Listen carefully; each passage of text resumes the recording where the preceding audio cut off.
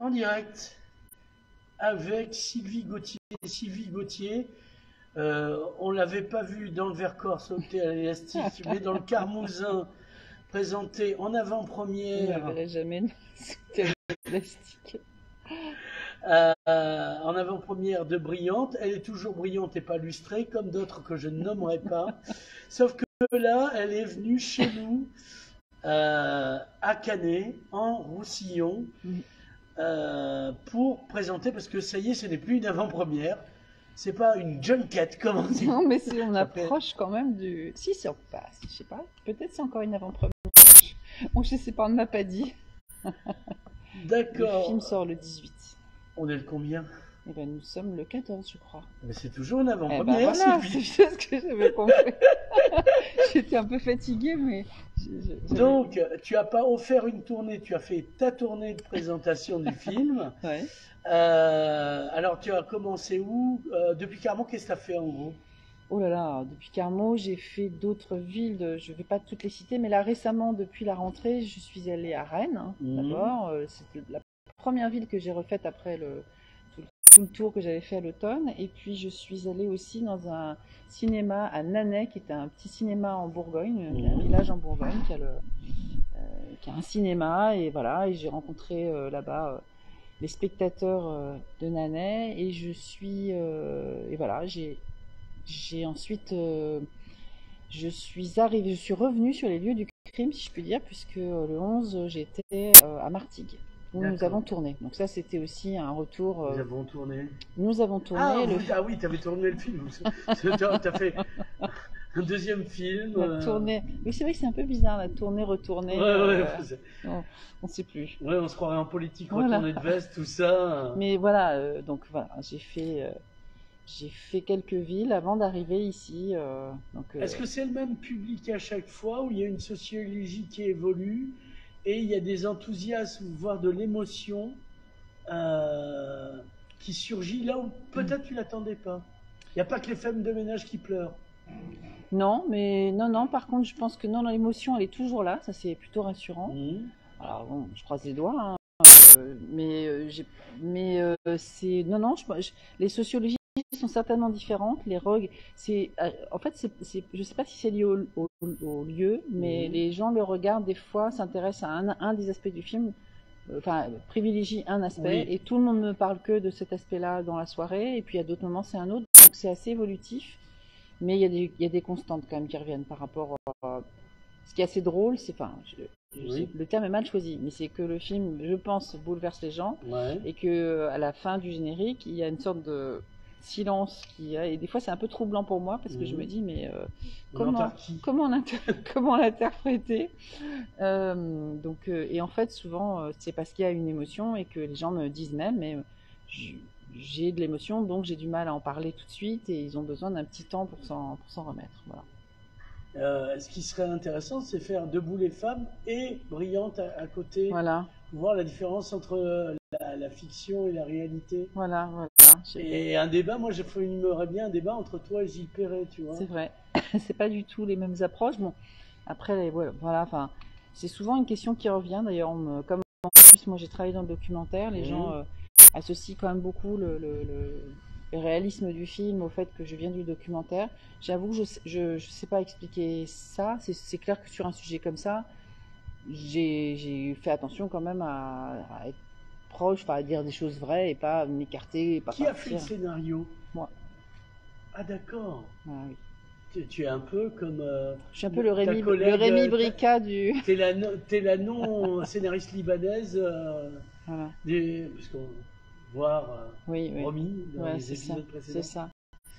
Et alors, c'était ton premier scénar du coup? Alors oui, c'est le premier scénar porté à l'écran. J'avais fait des courts-métrages que j'avais écrits aussi, et puis j'ai écrit d'autres choses. Notamment, j'ai coécrit un autre film, mais porté à l'écran, c'est le premier. Voilà. C'est la même chose d'écrire. Il y a écriture, même dans les scénarios, suivant le sujet, c'est la même tactique. Ah, là, nous avons justement. Ah non, je crois que c'est un quelqu'un qui se aspirateur. sèche les mains. Ah, Ou c'est un discours de Macron, je ne sais pas. Du vent chaud. Parce que ça aurait pu être un aspirateur, auquel cas c'était assez raccord avec mon film. Oui, oui, oui. Hein, c'était le sens de la propos. Je sais plus la question du coup. Oui, alors, Est-ce que c'est pareil est-ce que tu d'écrire aimes le bleu? Ah oui. Non, est-ce qu'il y a écrire un scénario et écrire un scénario, c'est la même technique qui s'applique plus ou moins à la même chose? Alors, je sais que alors, les choses évoluent un peu aussi parce qu'avec l'arrivée des séries, puis tous les jeunes scénaristes, par exemple, se tournent beaucoup vers la série. Et il y a des méthodes pour écrire la série. Mais en France, en général, l'école de l'écriture du scénario, c'est pas quelque chose qui était très courant. Moi, j'ai quand même pas mal réfléchi avant d'écrire mon scénario et au moment où je l'écrivais sur la structure de l'histoire. Tu veux dire contrairement à cette série qui s'appelle La Retraite, où on sent que le scénariste n'a pas trop réfléchi. Non, c'est ça. Le scénario évolue sans arrêt. Il ne sait plus la fin, en fait. Il change la fin. C'est le scénario ou la fin. C'est un peu comme dans Lost, quand le scénariste a plus dit, il y a un ours blanc qui surgit dans la jungle, tu vois. Voilà. Non, j'ai quand même l'impression que dans un film, il faut qu'il y ait, ce qui peut paraître banal, mais un début, un milieu, une fin. C'est ce qu'on appelle une structure. Voilà, une c'est structure. Guedin. Et que finalement, c'est ça qui nous fait quand même accrocher à une histoire. Bon, Ouais. donc je me suis, oui, j'ai pas. Donc je sais pas si écrire tous les scénarios c'est pareil, mais pour moi, il y a quand même, j'ai l'impression qu'il faut qu'il y ait une structure qui doit être invisible. C'est comme la couture et une jolie robe, il faut pas qu'on voit les coutures. Mais qui doit être travaillé par la personne qui écrit. On parlait de ce qui avait été mis en valeur et saillant et pas sous pas coup dans ta tournée. Toi, est-ce que d'avance tu dis tiens, là je vais machiner comme ça pour que ça apparaisse? Ou c'est Non. En fait, c'est au fil du temps, non. Finalement, non. C'est ce qui est assez troublant d'ailleurs, c'est de voir que les choses qu'on a posées, les gens les perçoivent. Donc c'est magique. Mais non, j'ai rien fait de calculé, on va dire, si c'est la question. Oui. Non. Après, là où on peut, quand je parle des structures, c'est plus des choses d'ordre général. C'est qu'on dit toujours, il était une fois, des gens qui vivaient dans une forêt. Ça, c'est l'exposition qu'on retrouve dans les films, par exemple. C'est quelque chose qui... Shrek. Voilà, Shrek. Et à un moment donné, le personnage, il lui arrive quelque chose qui est inattendu. Qu'il fait sortir. Le chapeauté, il lui reste une seule vie. Et qui l'oblige à se mettre un petit peu en danger. Donc ça, c'est vrai que dans tous les films... Bah, c'est le livre de Campbell, Le héros aux 1000 visages. Ouais, je ne connais pas. Sur lequel s'est basé George Lucas pour écrire Star Wars. D'accord. Et Astier Kaamelott. Oui, parce qu'il était fan de Star Wars. Enfin, non, mais voilà, mais de toute façon, les grands thèmes, les mythes en général servent tous les films parce qu'on les retrouve dans tous les films. D'ailleurs, je sais plus, je crois qu'il y a une liste de mythes qu'on retrouve, y compris dans Brillante. Il y a des choses qui sont. Oui, en fait, il y a la mythologie asgardienne qui est citée, mais si on parle pas suédois ancien, on ne le retrouve pas. C'est subtil, mais voilà. Ça y est. Tout ça parce que tu as lu dans un livre de Borges un poème scaldique que tu as trouvé franchement bête. Voilà. À quoi s'y tient, hein, franchement, voilà.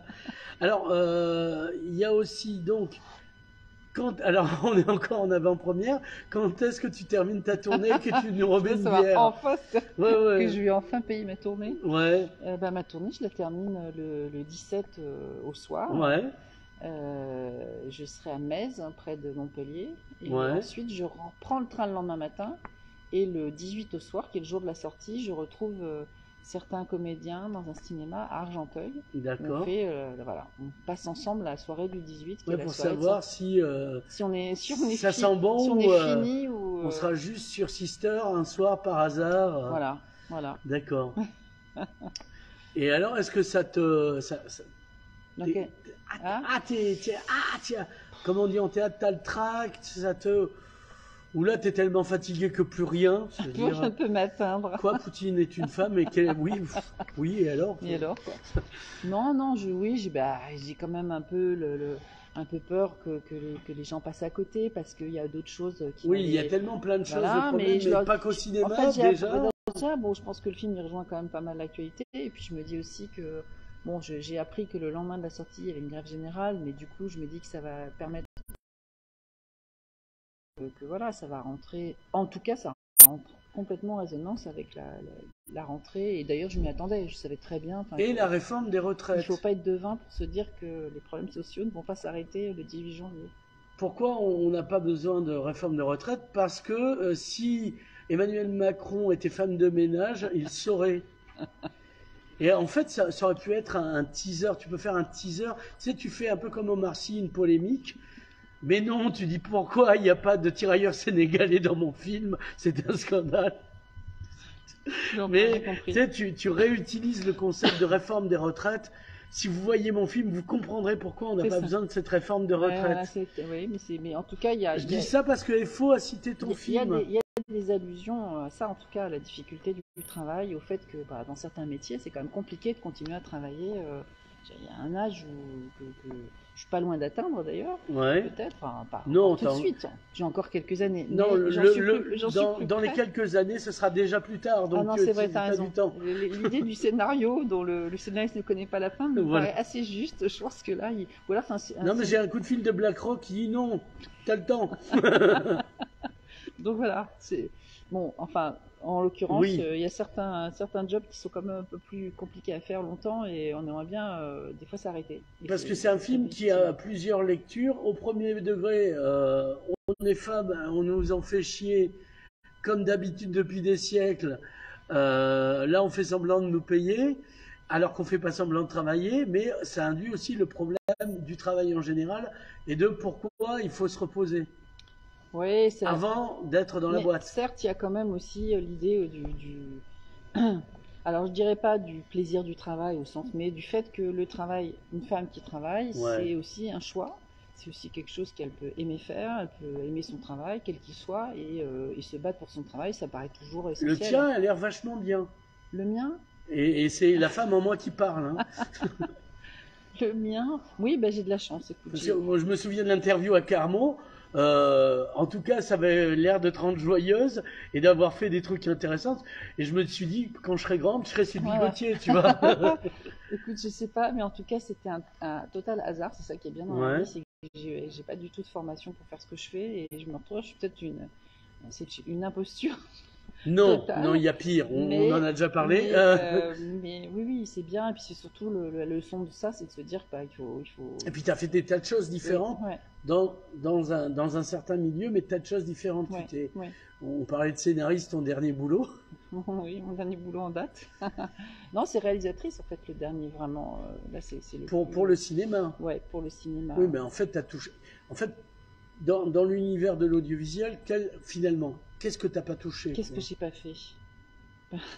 Quand même beaucoup de choses. Parce que je ne suis jamais passée de l'autre côté, c'est-à-dire du côté justement. Actrice. Alors, ça déjà, mais bon, ouais, et surtout côté, par exemple, les diffuseurs qui choisissent les programmes pour les autres. Moi, j'aime bien aussi être du côté de la fabrication des films. Donc, soit dans la production, on les initie, soit la réalisation, l'écriture. J'aime bien le côté artisanal aussi de la fabrication d'un film. Ça m'a toujours plu. Alors j'ai vu un documentaire que tu as produit avec sur Jamie Lee Curtis, pas avec, enfin aussi. Il y avait Jamie Lee Curtis dedans. Question, est-ce que tu as appelé Jamie Lee, c'est une amie, tu lui as dit, en fait, j'ai envie de faire un documentaire sur toi? Non, on n'a pas appelé, enfin si, on a appelé Jamie Lee, mais en fait Jamie Lee a dit, faites bien ce que vous voulez. Voilà, c'est pas, je pense que, mais moi c'est quelqu'un que j'aime beaucoup, je suis son activité Instagram qui est quand même vraiment très sympa et qui est très libre. C'est une femme libre et j'aime beaucoup le personnage. Tu t'identifies totalement. Non, mais et puis la réalisatrice Valérie Jourdan est quelqu'un de chouette aussi. Et voilà, c'est un film. Alors qui va voir qui? Qui va voir qui? C'est-à-dire c'est Valérie qui est venue voir Sylvie? Non, là en l'occurrence, ça aurait pu arriver, mais là en l'occurrence c'était moi qui lui ai dit tiens, t'aimerais pas faire un film sur voilà, c'est ça, mais ça c'est possible aussi parce que c'est des gens que je connais, des réalisateurs que je connais. Et tu savais qu'elle aimait. Et je savais qu'elle aimerait et qu'elle serait contente de le faire et que voilà, et du coup ça s'est enclenché comme ça. Parce qu'il est très bien, enfin il est très bien, c'est con de le dire, mais il est toujours sur Arte Je pense qu'il est toujours en replay sur Arte. et peut-être même sur YouTube parce qu'ils font des doublons Oui, aussi. c'est ça, mais c'est toujours Arte, mais ils sont repris parfois sur YouTube. Moi je l'ai vu sur mais, YouTube. mais il me il est, semble. oui, puis ça tient beaucoup à Jamie Lee Curtis aussi, qui est un personnage incroyable. On s'est fait vraiment plaisir à regarder tout ça. Il fallait choisir. La diva des films d'horreur et puis qui à un moment Ouais, donné bah, doit casser la rythmique. Ouais, et puis le fait de se faire enfermer aussi dans un truc et de vouloir en sortir et de devoir montrer, même en étant la fille de Jack Lee et Tony Curtis, Ouais. il faut quand même Puis bosser. ça aussi l'enfance, l'enfance. on croit que c'est génial, mais en fait Non. pas tant que Non, ça. on croit aussi que le monde justement du spectacle est génial, mais il peut aussi réserver des pièges, quoi. Il faut pas tomber dans les pièges. Voilà, et toi tu t'es dit finalement j'ai été jusqu'à l'endroit où après ça devient insupportable. Voilà, c'est ça, c'est que je ne vais pas payer ma tournée. Non, mais elle parle de l'alcool justement et du fait qu'on boit beaucoup, que voilà, et que Tout ce qui est lié à la dépression, il n'y a pas que le thé pour aider. Quoi. Non, mais c'est pas conseillé et elle s'en est sortie Ouais. et c'est du coup c'est vraiment quelqu'un de chouette. Et tu l'as pas rencontré en fait. Non.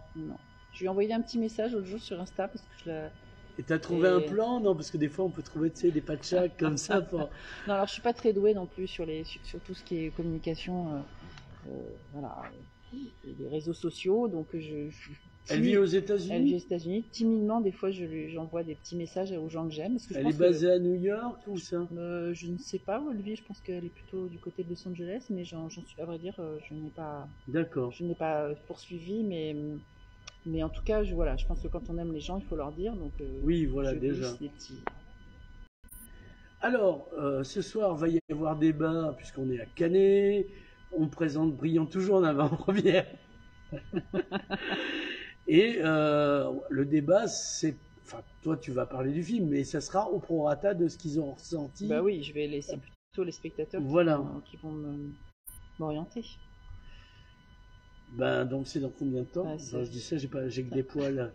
Non. Et moi j'ai ça, tu vois ça. Ouais, parce que ça sera en direct aussi ou pas. Non, je sais pas. Ça dépend de la salle en fait. Parce que dans la 4 on capte pas, alors que dans la 1 oui, quoi. Non, je ne peux pas répondre. Je ne sais pas. Oui, moi non plus. Désolée. Je me parle à moi-même en fait. Bon ben Sylvie Gauthier, merci. Alors merci. ton prochain machin. Mon prochain machin. Par rapport à ce que tu m'as dit la dernière fois. Ça sera pas. Je pense je peux pas dire ce que sera le prochain. Camelot 2 Non, voilà. J'ai 2 pistes. Je ne sais pas encore laquelle je suivrai vraiment et surtout dans laquelle les autres me suivront. Oui, parce qu'on est dépendant des autres, c'est affreux. Enfin, en tout cas, on a besoin de les séduire. Donc, il va falloir que je vois qu'est-ce qui accroche le mieux. Mais, voilà. Donc, tu nous diras rien. Jean Moulin. Mais je vous le dirai. Quand ça... D'accord. C'est promis. C'est bien aimable. Vous serez les premiers à le savoir. Merci Sylvie. À tout à l'heure dans la salle. À tout à l'heure.